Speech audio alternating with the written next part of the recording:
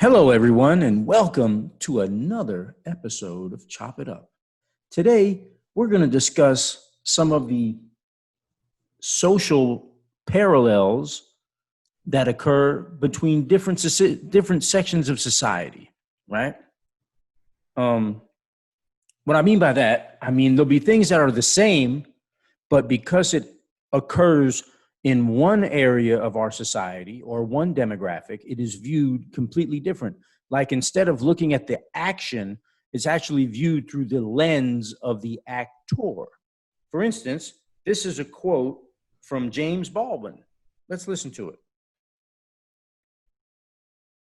But you know, when the Israelis pick up guns, or the Poles, or the Irish, or any white man in the world says, "Give me liberty or give me death," the entire white world applauds. When a black man says exactly the same thing, word for word, he is judged a criminal and treated like one, and everything possible is done to make an example of this bad nigger so there won't be any more like him. That came across? You can hear it? Yeah, came across. Okay. Yeah.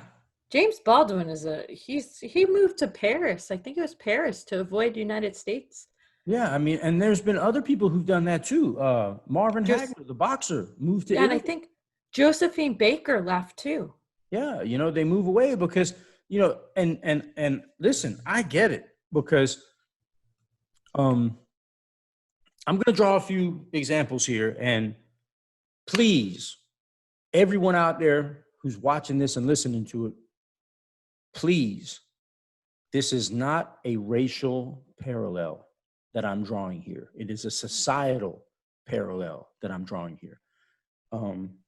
I have family members who are law enforcement officers. I know that's kind of weird, right? Here it is, me, a guy convicted of like the worst thing ever, and I've got people in my family. Robert, yeah, I wish that was weird, but it's so typical, it's not even funny. Okay, well then it's typical. Weird and typical at the same time. Yeah. So we were having a discussion because I bring to the table, the fact that I say, listen, when I'm pulled over, whenever it happens, whenever there's a traffic stop and I'm involved, and it hasn't happened yet, but I'm sure it will, I expect to be treated very, very, very poorly because I am the profile that is going to make a cop edgy. I have a handgun crime. It was a homicide. And that's going to make them worried because a handgun is so small, so easy to contain. And if I've already shown the propensity and the aptitude for violence, I'm sure they're going to get worried.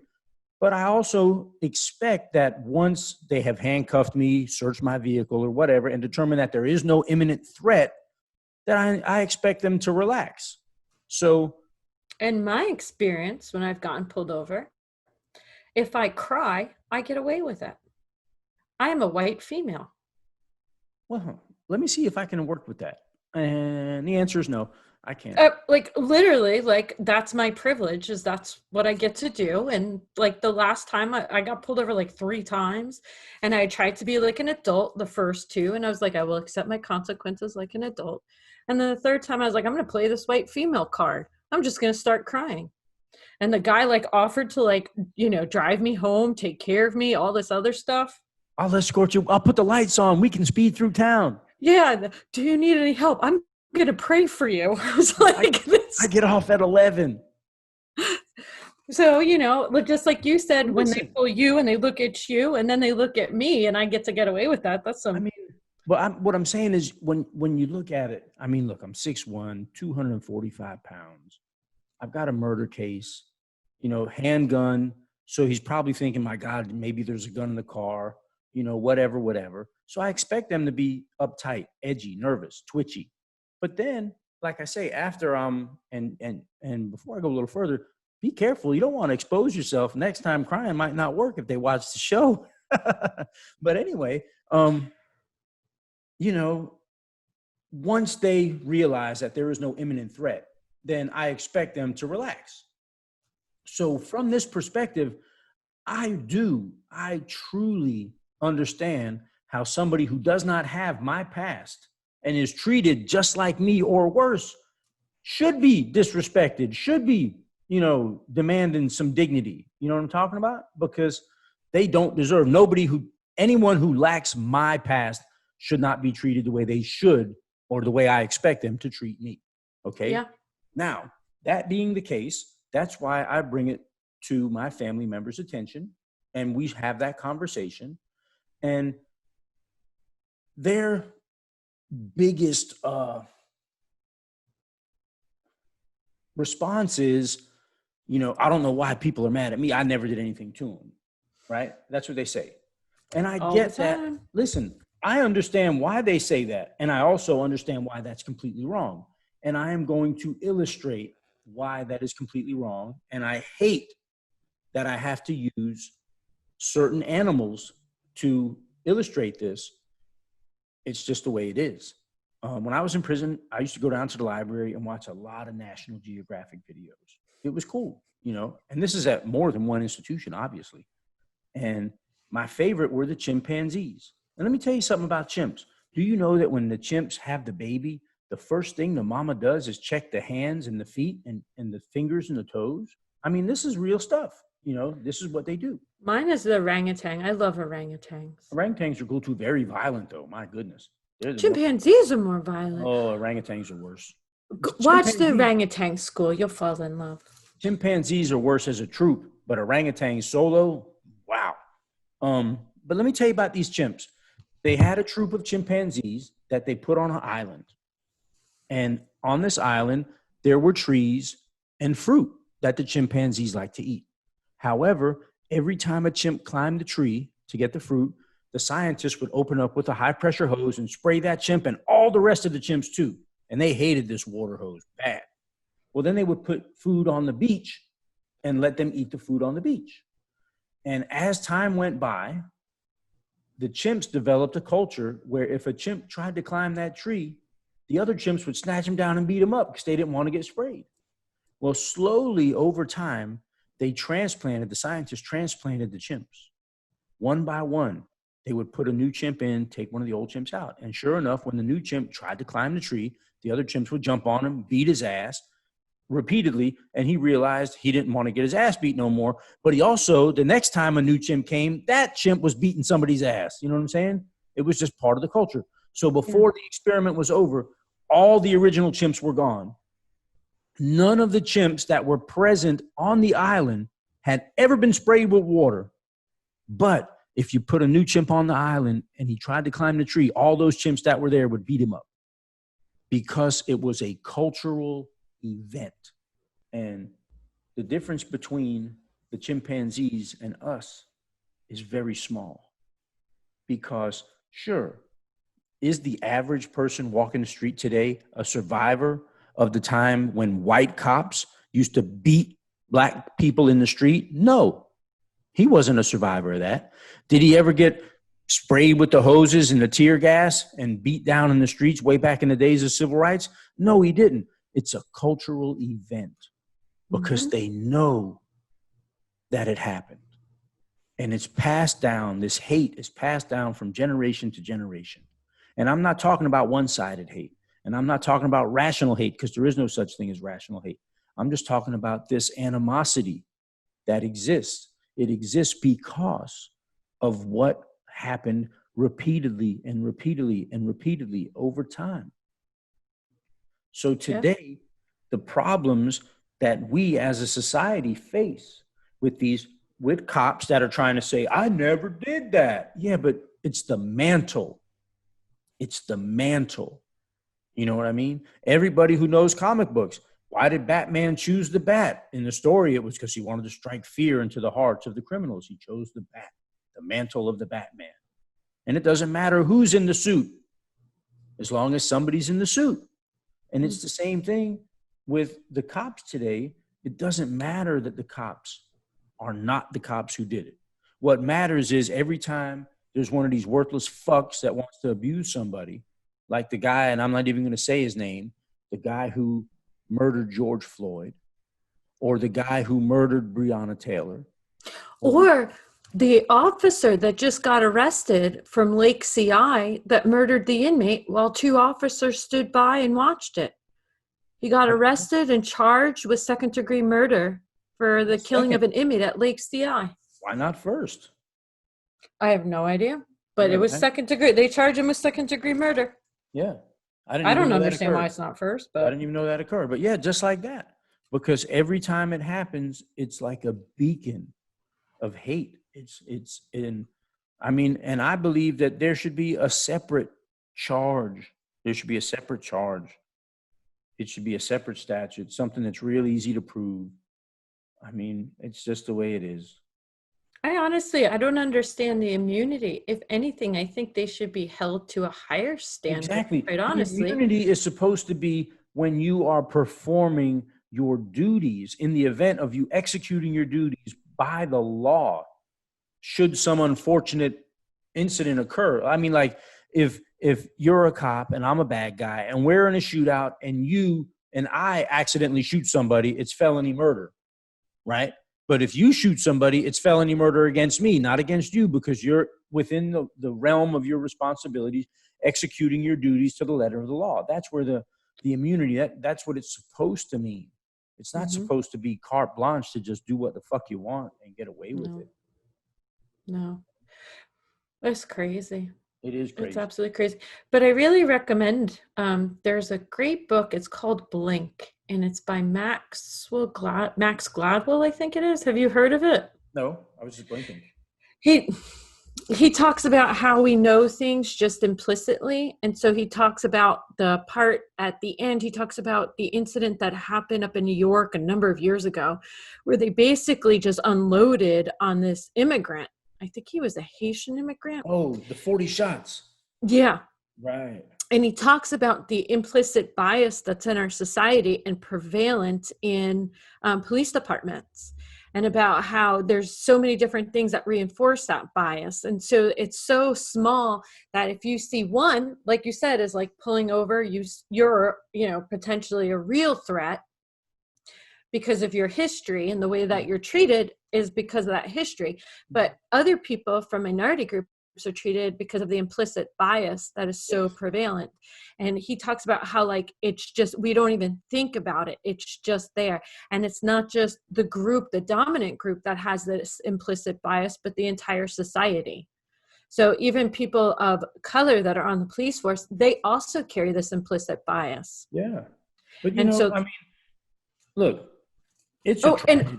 And let me bring up something else. This dumb bitch. So this dumb bitch, because I've been looking at no white saviors. I'm learning. I need to stay up on stuff.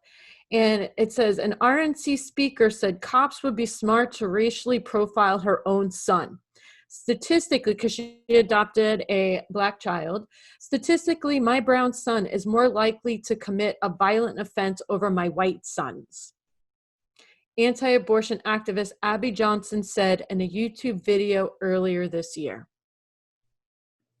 Well, like, what? That's a mom saying, like, first things first.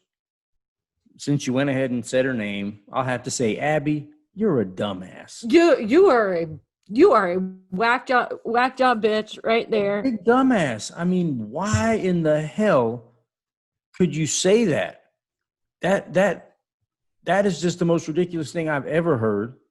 I feel for her son. Can you imagine growing up in that household? I'm going to say what I was about to say. And to me, and believe me, I realize every act of police brutality is terrible. Every act. Especially when it results in death. Okay?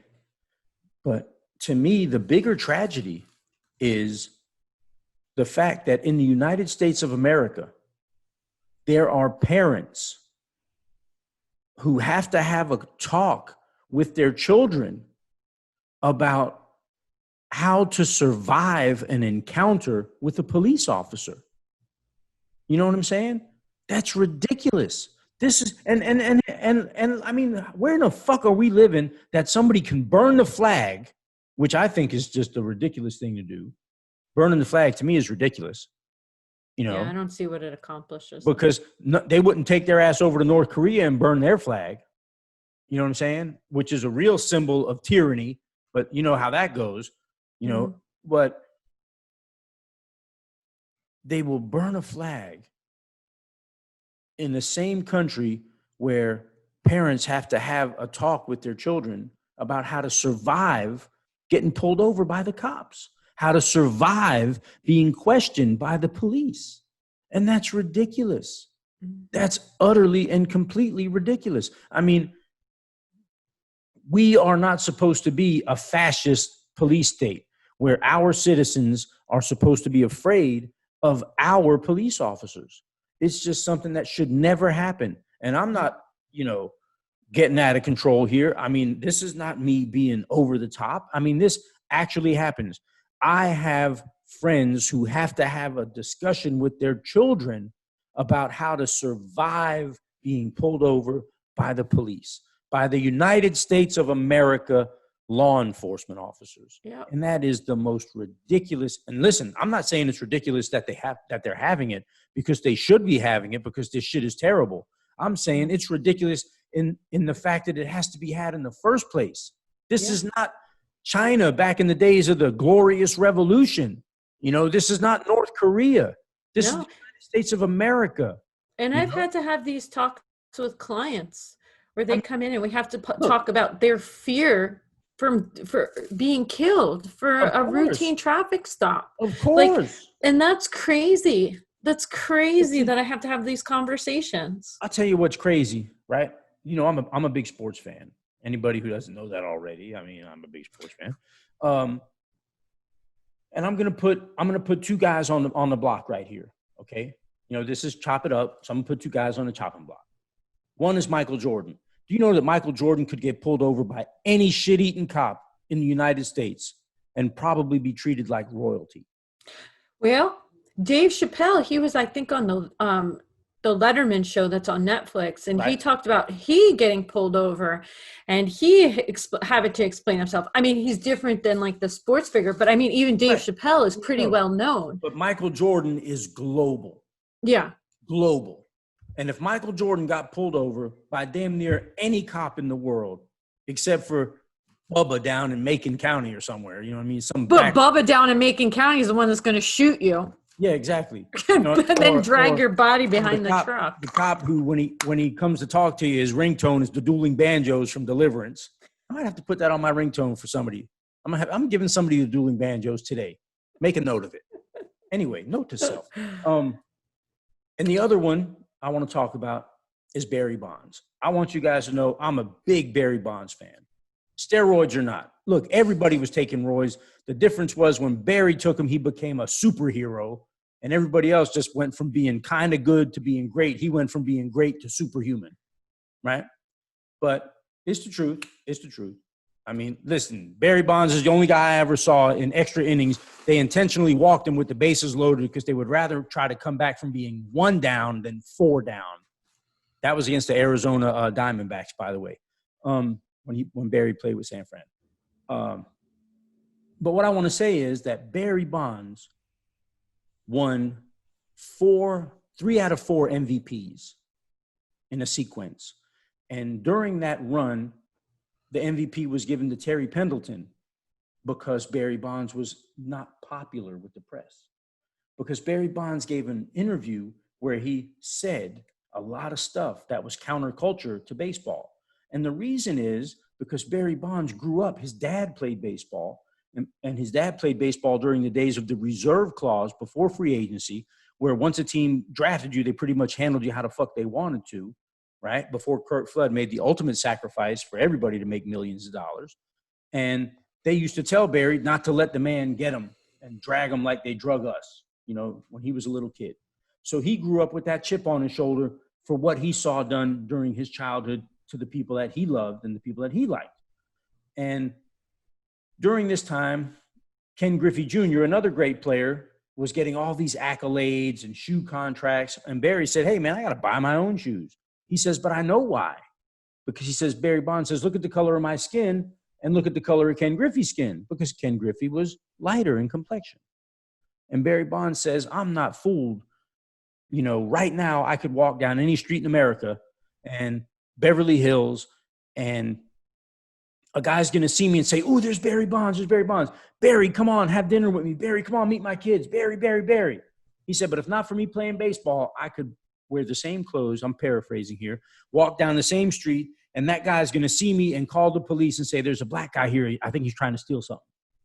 See, that's what Barry Bonds said. And Barry Bonds told the truth. And the media didn't. Oprah, I think, had issues over in France looking at purses or something like that. Yes. Well, what Barry Bonds said was the truth, and it was an ugly truth that people didn't want to have to acknowledge, right? Mm-hmm. So the truth of Michael Jordan is that Michael Jordan could get pulled over anywhere and be treated like a king. And the truth is that Barry Bonds was shunned for an MVP award because he spoke of the racial inequality, not only in the game of baseball, but also in America, you know? And I think that everyone who gets pulled over should be treated like Michael Jordan. But I do also believe that the cops need to exercise caution, you know, but it's like I told the family members I have that are law enforcement.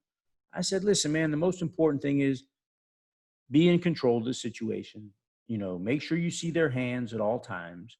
Do everything you can do to prevent a tragedy, you know, and that's really all you can ask." And it's really their responsibility, from my viewpoint, to prevent that tragedy. They're the ones that have the training. And what's odd to me is there seems they really don't have the training. So that's an issue in itself that they don't. But the belief that I see that the people that they pull over should be better behaved or have more knowledge is just crazy to me, or be more calm or collected or all those things. It's a situation that spirals out of control. I just find it ridiculous to hold a person who's getting pulled over as the one responsible for the outcome of the interaction, you know? And look, all this shit, cops have radios, man. If you're a cop and you're watching this show and you're afraid of pulling somebody over, call for backup before you get out of your car. You know what I'm saying? But use your car, box them in when they pull over, box them in where they can't drive off, and wait for backup. Do whatever you have to do to not be scared, to not be worried, to not be anxious. You know what I mean? Do that, because it could save somebody's life.